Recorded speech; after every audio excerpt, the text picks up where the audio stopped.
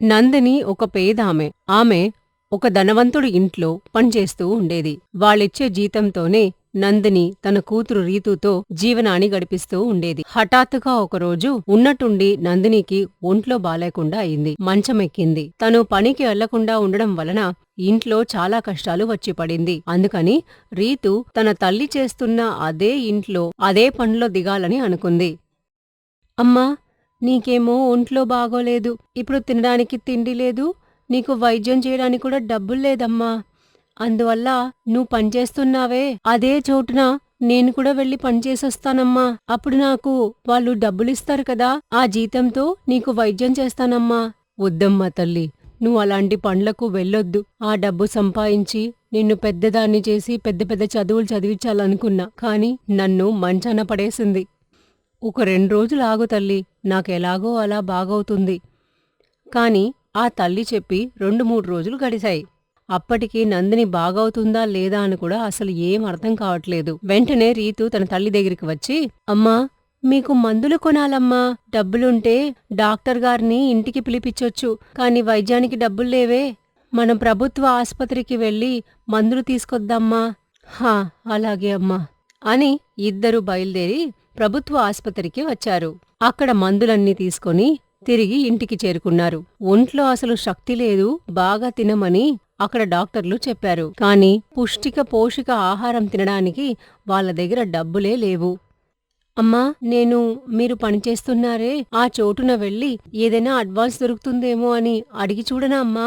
హా, అలాగే అమ్మా, చూసి వెళ్ళరా అమ్మా. రీతు ఇంట్లో నుంచి బయలుదేరి వాళ్ళమ్మ పనిచేస్తున్న చోటికి చేరుకుంది. అక్కడ ఆ డబ్బుగల మనిషి లేరు. అతని భార్య కమల మాత్రమే ఉంది. ఇంతకు ముందు కూడా రీతు వాళ్ళమ్మతో ఆ ఇంటికి వెళ్ళుండేది. రీతు మాత్రం వచ్చిందాన్ని చూసి ఆమె ఇలా అడిగింది. ఏంటే రీతూ, మీ అమ్మకేమైంది? అసలు 4 రోజులైంది పనికొచ్చి? అమ్మకి ఒంట్లో బాగాలేదండి. పడుకునే ఉంది. 4 రోజులుగా మంచంలో పడుంది. ఈరోజే హాస్పత్రికి వెళ్ళొచ్చాము. మంచి పోషక ఆహారం ఉన్న ఫుడ్డన్నీ తినాలి, పండ్లన్నీ తినాలని చెప్పి డాక్టర్ అంకులు చెప్పారు. కాని ఇవన్నీ కొనడానికి ఇంట్లో చిల్లి గవ్వ కూడా లేదు. అందువల్ల అమ్మ మిమ్మల్ని చూసి అడ్వాన్స్ ఏమైనా దొరుకుతుందేమో అని. ఓ, ఇదే నా సంగతి. సరే, మీ అమ్మ 4 రోజుల నుంచి రాలేదు కదా. ఇంట్లో ఎక్కడ పండ్లు అక్కడే ఉన్నాయి. అవన్నీ శుభ్రం చేసి ఆ తర్వాత బయలుదేరు. సరేనా? ఆ, సరే అండి అని చెప్పి ఆమె చెప్పిన ప్రతి పనులు ఆ అమ్మాయి చేస్తూనే ఉంది. బెడ్రూమ్ క్లీన్ చేసినప్పుడు కింద ఓ పర్సు దొరికింది. అలా క్లీన్ చేస్తూ దొరికిన పర్సుని తీసుకొచ్చి కమలం దగ్గర ఇచ్చి, అమ్మా, బెడ్రూమ్ క్లీన్ చేస్తున్నప్పుడు ఈ పర్సు కింద దొరికిందమ్మా. హా, సరే ఇవ్వు అని కమలం తీసుకుంది. రీతు మళ్ళీ ఆ బెడ్రూమ్ క్లీన్ చేయడానికి వెళ్ళిపోయింది. కమలం ఆ పర్సుని తీసి చూసింది. అందులో డబ్బులు కూడా ఎంచుకుంటూ ఉంది. ముందు రాత్రి 10,000 రూపాయలు పెట్టినట్టు గుర్తు. కాని ఇప్పుడు అందులో 8,000 మాత్రమే ఉన్నాయి. అందులో 2,000 రూపాయలు లేవు. వెంటనే ఆమెకి రీతు మీద సందేహం.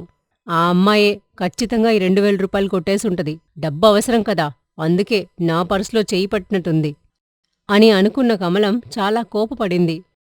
రీతూ, ఏయ్ రీతూ! ఏంటమ్మా, పిలిచారా?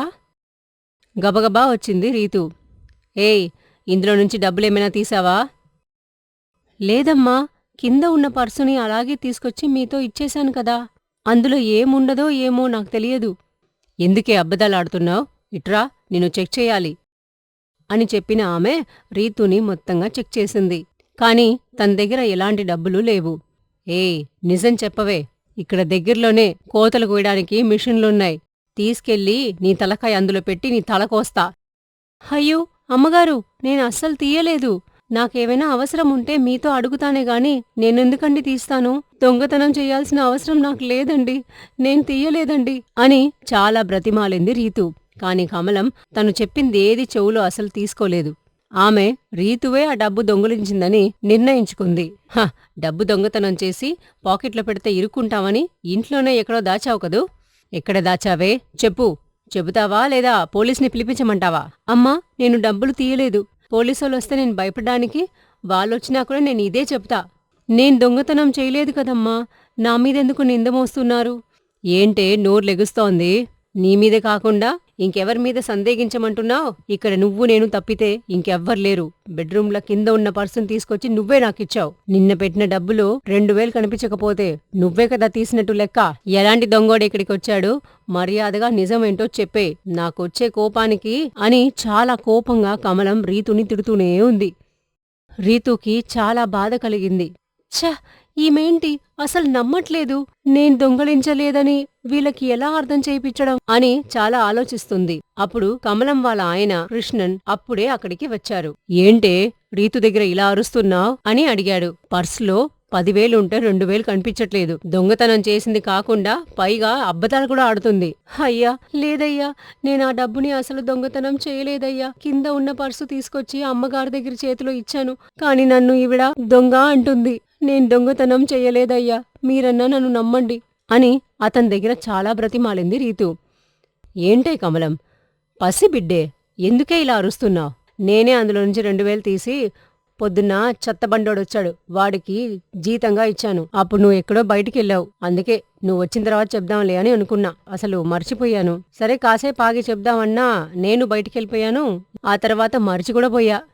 నేను వచ్చేలోపు ఇంత ప్రాబ్లమ్సా అని చాలా బాధపడుతూ అన్నారు. ఇదంతా విన్న కమలానికి ముఖం ఎక్కడ పెట్టుకోవాలో అర్థం కావట్లేదు. వెంటనే తన భర్త దగ్గర, ఏంటండి మీరు, మీ దగ్గర ఉన్న డబ్బులు తీసి ఇవ్వొచ్చు కదా, ఎందుకు నా పర్సులో చేయి పెడుతున్నారు? ఇది తెలియని నేను రీతుని సందేహించాను. ఛ అని చెప్పి రీతు దగ్గర, రీతూ, నన్ను క్షమించు తల్లి, తప్పంతా నాదే అమ్మా. ఈయనగారు చేసిన పనికి నేను నిన్ను సందేహించాల్సి వచ్చింది. మనసులో ఏమనుకోవద్దు తల్లి, నన్ను క్షమించు అని చెప్పింది.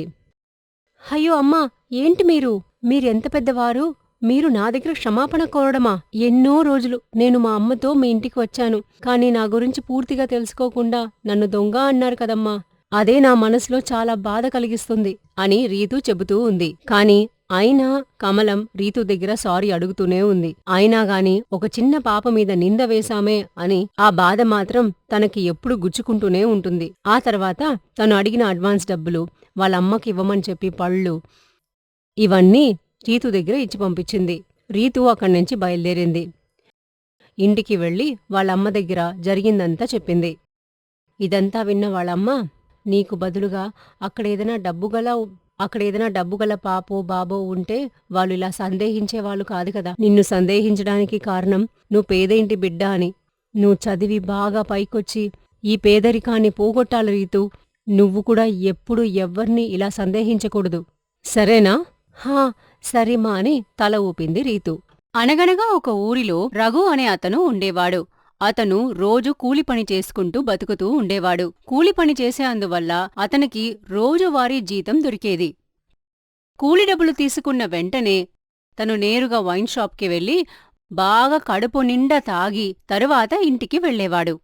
తను ఇంటికి వెళ్ళినప్పుడు తన భార్య కవిత, ఏంటండి ఇది, రోజు కూలిపని చేసినా రోజు వచ్చే డబ్బుల్లో ఇలా తాగి వస్తున్నారు. ఒక్క రూపాయి కూడా ఇవ్వపోతే నేను కుటుంబాన్ని ఎలా పోషించాలి, మీరే చెప్పండి అని రోజూ అడుగుతూ ఉంటుంది. ఏయ్, పని చేసేది నేను, కూలి డబ్బులు తీసుకునేది నేను, నా ఇష్టం నేను తాగుతాను, నువ్వేంటే నన్ను అడిగేది అలాగని చెప్పి అక్కడ్నుంచి వెళ్లి పడుకునేవాడు. కొద్ది రోజులు వాడు తాగి ఇంటికి వచ్చిన తర్వాత కుటుంబాన్ని పోషించడానికి డబ్బులు అడిగే అందువల్ల వాళ్ళిద్దరికీ ఎప్పుడూ గొడవలు వస్తూనే ఉంటుంది. మరికొద్ది రోజులు బాగా గొడవ పడుతూ తనని అసహ్యంగా తిట్టేవాడు.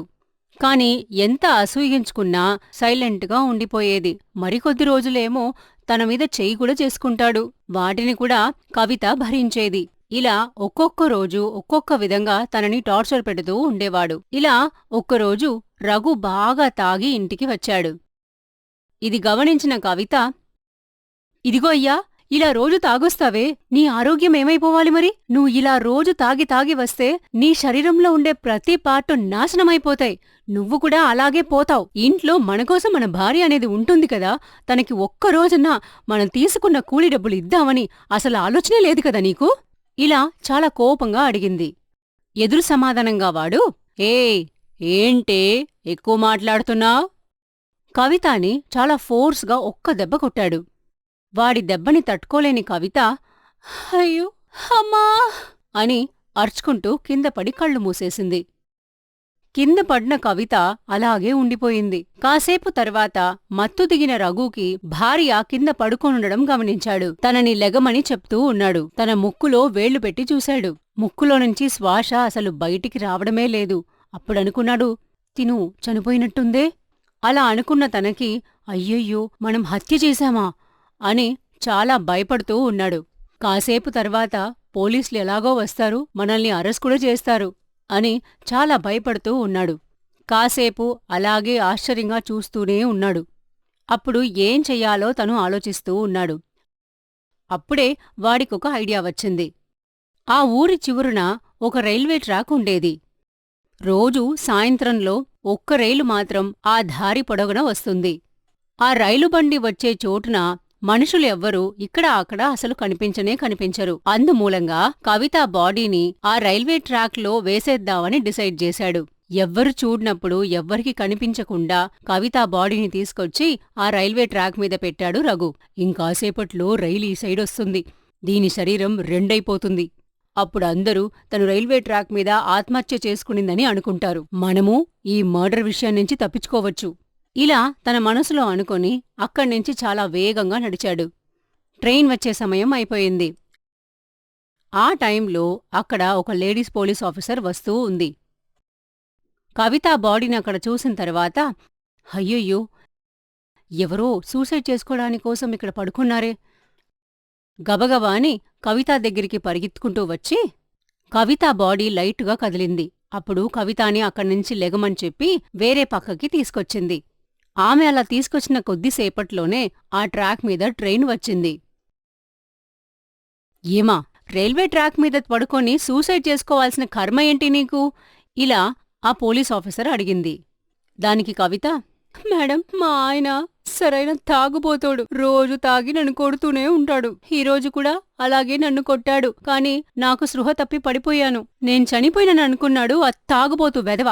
నన్ను తీసుకొచ్చి ఈ ట్రాక్ మీద పడేశాడు మేడం అలా అని చెప్పింది. ఇదంతా విన్న ఆ లేడీ పోలీస్, ఏమ్మా, ఏం చెప్తున్నావ్? ఎక్కడ మీ ఆయన? వాడిని నేను తప్పకుండా చూడాలి. నీ ఇంటికి నన్ను తీసుకెళ్ళు. కవిత తనని తీసుకొని వాళ్ళ ఇంటికి వెళ్ళింది. అలా వాళ్ళిద్దరిని చూసిన రఘుకి చాలా షాక్ అయింది. అవును, ఇది చనిపోయింది కదా, ఎలా ప్రాణంతో బయటికి పడిందిది అని చాలా ఆశ్చర్యంగా తననే చూస్తున్నాడు. రేయ్, నువ్వేనా ఈ అమ్మాయి హస్బెండ్వి అని చాలా బెదిరించేటట్టు అడిగింది లేడీ పోలీస్. అవును మేడం అని చెప్పాడు. ఏంట్రా, రోజు తాగొచ్చి అమ్మాయిని కొడుతున్నావంట? ఈరోజు కొట్టిన దెబ్బకి తను చనిపోయిందనుకొని తనని తీసుకెళ్లి రైల్వే ట్రాక్ మీద పడేశావు కదూ. నీ మీద కేసు ఫైల్ చేసి అరెస్ట్ చేసి జైలుకి తీసుకెళ్తా అలా అని చెప్పింది లేడీ పోలీస్. ఇదంతా విన్న రఘు అలాగే షాక్ అయ్యాడు. అప్పుడా లేడీ పోలీస్ కవిత వైపు చూసి, దిగోమా, నువ్వు నాతో పోలీస్ స్టేషన్కి రా. వచ్చి ఇతను నన్ను కొడుతున్నాడు, తిడుతున్నాడు, తాగొచ్చి కొడుతున్నాడని చెప్పి ఒక కంప్లైంట్ మాత్రం ఇవ్వు. వీణ్ణి లాకప్లో పడేసి అక్కడుండ సంగటి తిన్నాడంటే అప్పుడు దారుణ పడతాడు అలా అని చెప్పింది. అలా చెప్పిన వెంటనే రఘు ఆ లేడీ పోలీస్ ఆఫీసర్ కాల్ మీద పడిపోయాడు. మేడం, మేడం, నన్ను క్షమించండి మేడం. నేను ఇకపై ఏ తప్పు చెయ్యను మేడం. తెలియకుండా తాగి మా భార్యని కొట్టేశాను madam. Madam, sorry madam, please madam, నన్ను క్షమించండి మేడం. కవిత, కవిత, చెప్పు కవిత, ఇకపై నిన్ను కొట్టను, తిట్టను, ఏం చెయ్యను కవిత. అలాగని ఆ లేడీ పోలీస్ ఆఫీసర్ కాల్ మీద పడి బ్రతిమాలుతూ ఉన్నాడు. లెగురా అని చాలా బెదిరించేటట్టు టోన్లో చెప్పింది లేడీ పోలీస్.